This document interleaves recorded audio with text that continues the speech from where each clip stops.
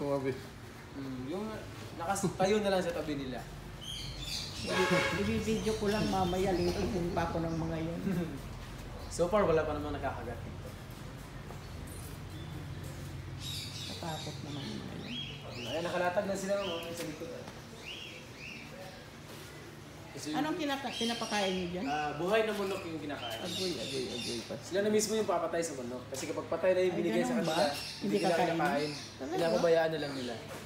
Kasi kung stricto po sila, gusto nila yung nililingkis yung pagkain nila.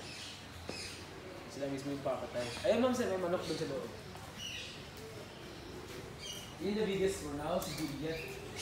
Ito yung manok na kinakain nila. Minsan, 45 days or yung native chicken. Lagay yung manok dyan para di makatakas. Pero makakain talaga siya. Ang laki nitong isa, no? Nakakaubos ng 5 manok yan, ma'am. Okay. Every 2 weeks na po yan.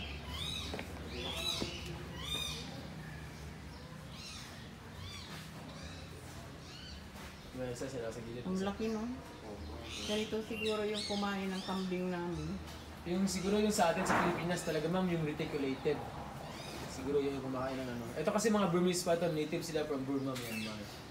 Pero yan yung binibenta yung nasa mga show po sa nilalagyan na sa leeg.